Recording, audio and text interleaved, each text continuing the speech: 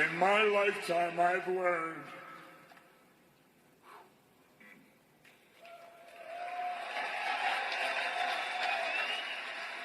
hard work pays off. Dreams come true. Bad times don't last, but bad guys do.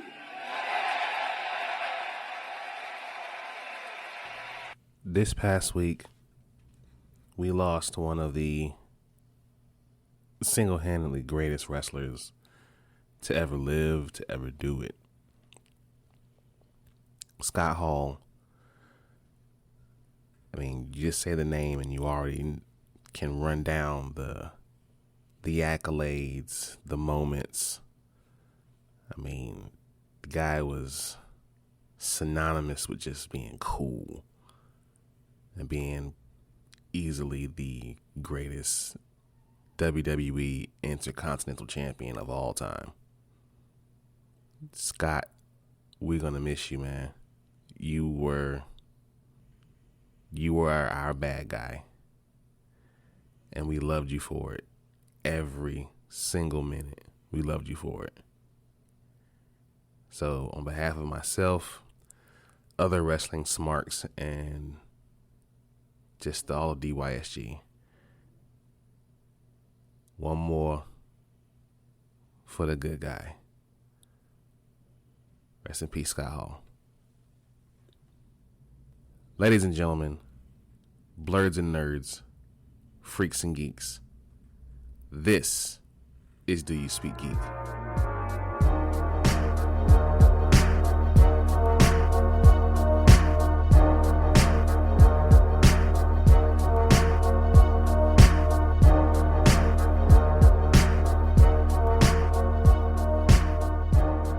What's going on, everybody? It's your boy Nix. I am not in my usual DYSG studios. I am actually live on location at GalaxyCon Richmond. So for everybody who has pulled up to GalaxyCon Richmond, it has been a pleasure seeing you, meeting you. Yo, the cosplayers are phenomenal. You hear me? Especially a certain one that I'm married to who was looking damn good in a hella cosplay. Whew, Jesus. I was ready to kneel. But, you know, that's another subject for another day. We're not going to talk about that right now. At least I'm not going to talk about it on this podcast anyway.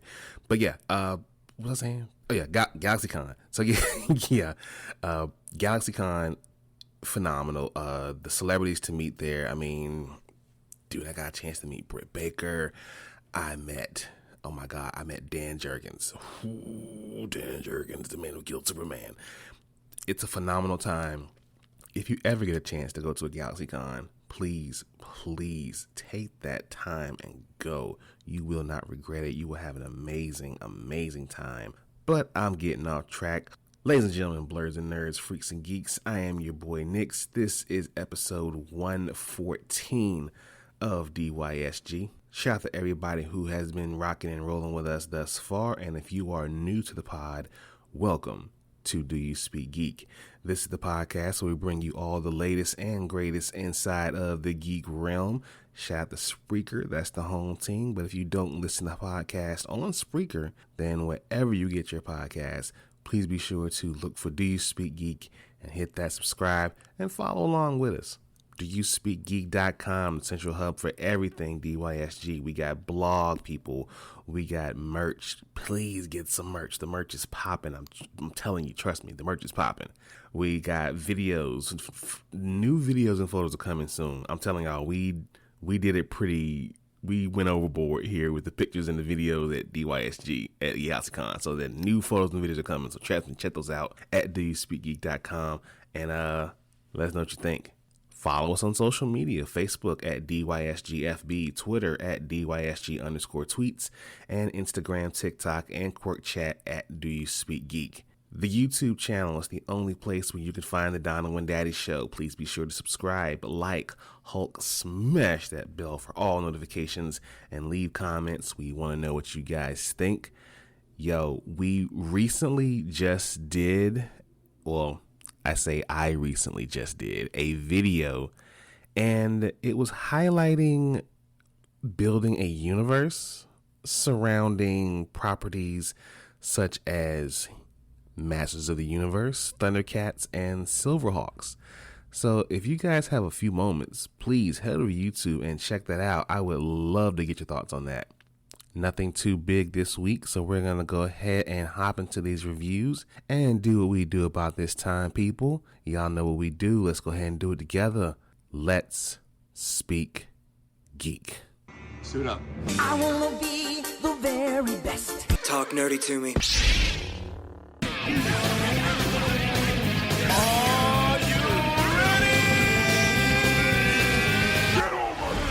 All right, folks, we got reviews coming at you at rapid fire. Jujutsu Kaisen 0. It manages to work as both a standalone introduction to the anime and also a satisfying prequel to those familiar with this world. Stunning, and I say stunning, I mean stunning animation, complex, memorable characters, a healthy dose of horror imagery. It's one of the best shonen animes in a while.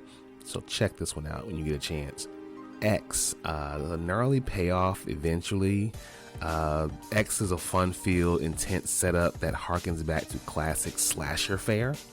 Story of doomed porn crew shooting in the middle of nowhere. It has the makings of a traditional splatterfest, but injects story actually within an unexpected symphony for its cleverly convinced villains. So yeah, it's a pretty dope little film. Check that out. And last, we have Cheaper by the Dozen. The updated make to Cheaper by the Dozen works better to explain how such a large family exists and functions, while the episodic chapter book quality of the storytelling serves the big ensemble well.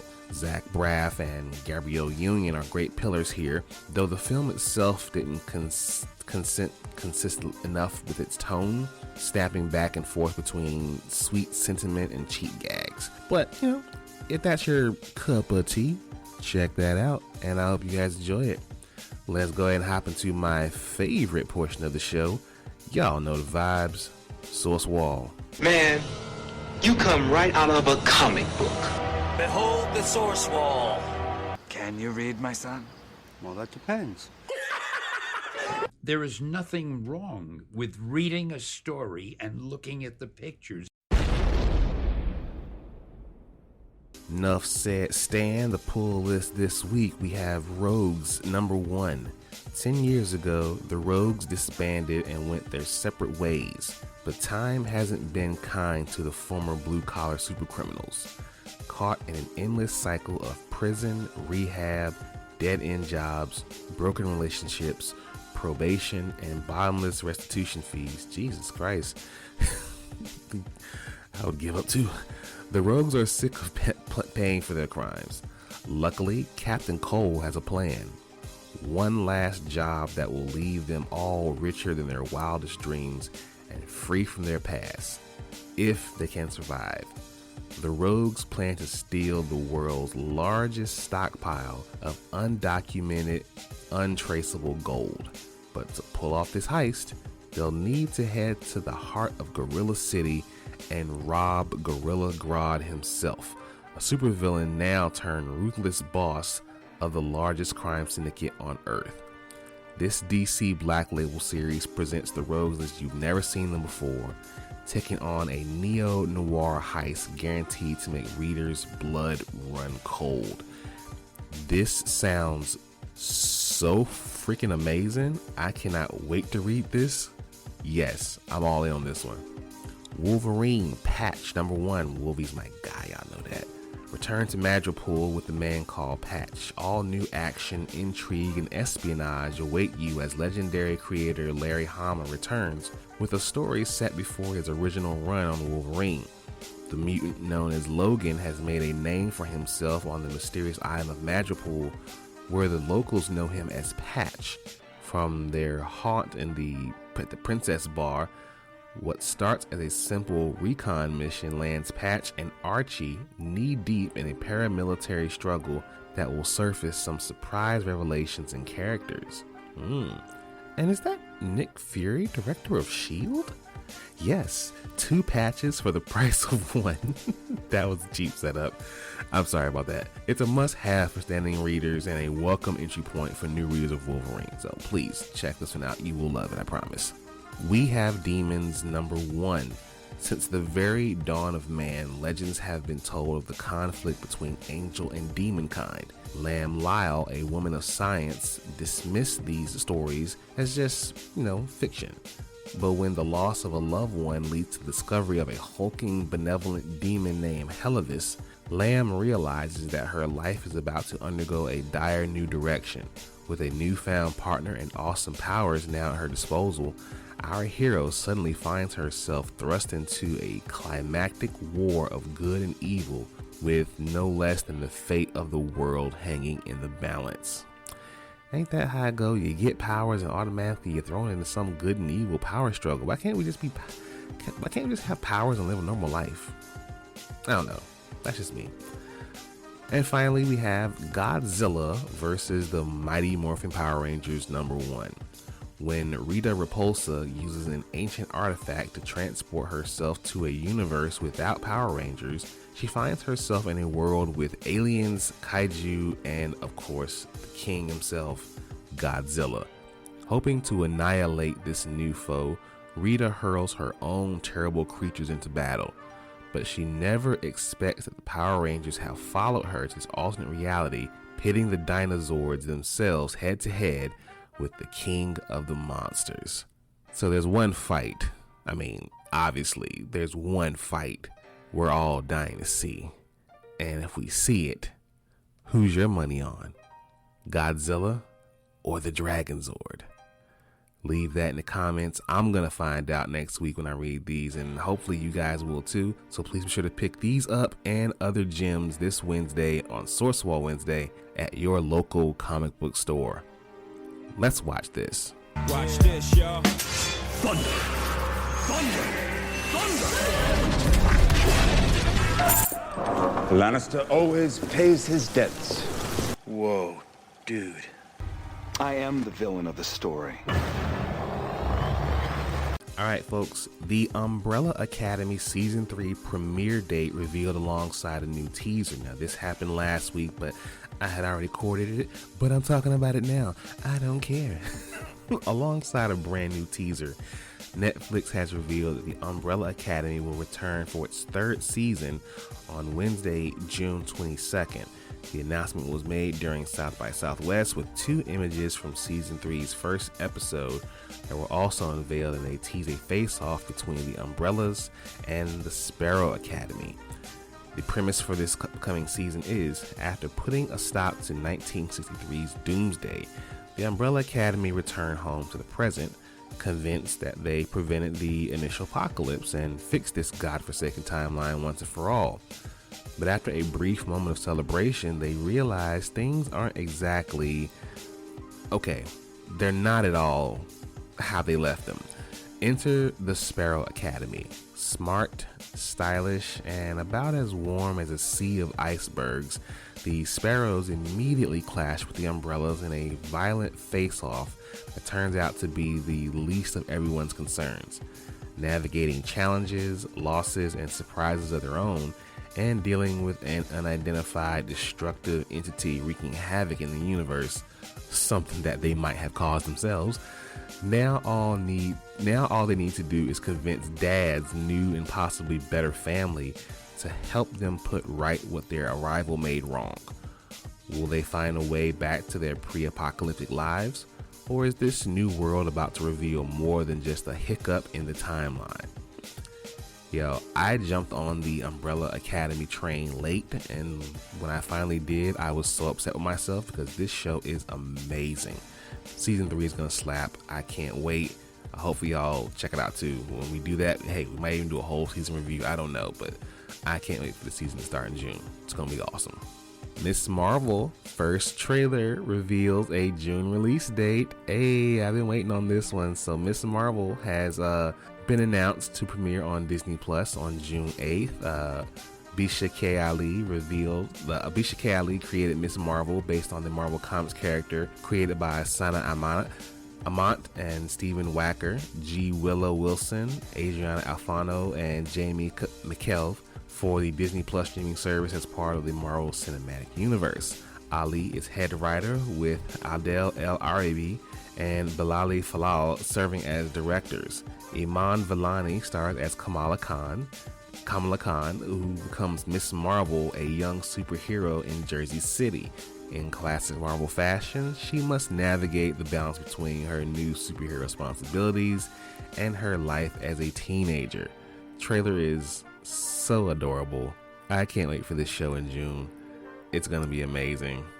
And I hope that this is truly the beginning to set up an assembled Young Avengers team. I can't wait. HBO Max and Discovery Plus are being combined into one streaming service. Now, Disney will soon become Warner Brothers Discovery when its merger with AT&T's Warner Media will complete next month. And as expected, the newly formed company will combine their two streaming services, Disney Plus and HBO Max. So I'm thinking, what would it be called? Will it be called like Discovery Max or HBO Plus Discovery HBO? But anyway, according to Variety, Discovery CFO Gunnar Winnenfels confirmed this week that Discovery will combine the two streamers amid speculation over the future of this newly joined company. One of the most important items here is that we believe in a combined product as opposed to a bundle. Smart move. Analysis didn't have a clear view on whether Warner Brothers would combine the two services, offer a bundle, or leave one Disney Plus, or similar to how Disney Plus does Disney Plus, ESPN Plus, and Hulu. However, Winnenfeld also confirmed that combining HBO Max and Discovery Plus into a new streaming service will take some time, obviously because the catalogs are too immense and too big. As so in the immediate future, there will be a bundle for the two services before a new app is ready. Discovery Plus is currently available for $4.99 a month with ads and $6.99 without, while HBO Max costs $10 for an ad-supported version and $14.99 for the ad-free version. No word yet on what the combined streaming services will cost. So I think this is a great idea. It's one thing to do a bundle, of course, but to combine your companies together as one for a new app. And of course, I hope that they take their time and really develop the new app before they actually come forward with saying, okay, those two apps are now done. You get everything here. Hopefully everything with HBO Max comes over because I'm not missing any DC stuff. I gotta see my Titans. And with Discovery, I gotta watch my murder shows. My wife gotta see her murder shows. We gotta definitely have everything all there in one little nice package. So we're looking forward to that. Let's go ahead and hop into Thumb Life. Peace, love, and video games! It's on like Donkey Kong.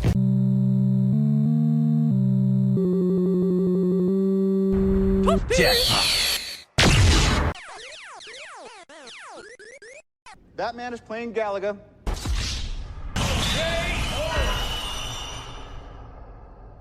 All right, gamers, this happened this week and not a lot of people enjoyed it, but for me, I thought it was awesome. Hogwarts Legacy gameplay and plot details revealed. Avalanche Software lifted the veil on Hogwarts Legacy during a special state of play for PlayStation. This 20-minute long show was dedicated to showing off new gameplay and plot details. As seen in State of Play, Hogwarts Legacy will let players live their full wizarding life as a fifth-year student at Hogwarts. That includes a wizard duel with another classmate, brewing potions in class, flying on a broomstick, and exploring the school's campus in your free time. Avalanche Software also shared some plot details for Hogwarts Legacy, where the player is tasked with investigating a rumored goblin rebellion led by a goblin named Ranrock. Further noting, there was an uneasy alliance between the goblins and the dark wizards. Still no release date on this game just yet, but from what I have seen, this game is phenomenal. And I know the one thing everyone's waiting on to see who their house is going to be, but I think the gameplay and just the actual story behind this game is going to be incredible too. So, everyone, that is the pod. Yeah, a nice little short and sweet one while I'm here on location. So, I'm going to go ahead and get out of here. Thank you all for listening. Please be sure to listen to this podcast. Subscribe to this podcast. Let your boy know what you think about this podcast. Visit the website, doyouspeakgeek.com. Follow us on social media, Facebook, Twitter, Instagram, TikTok, and Quirk Chat. Check out our YouTube channel. Like and subscribe to the videos there. As always, people, live to play to win to live. I speak geek. Do you speak geek?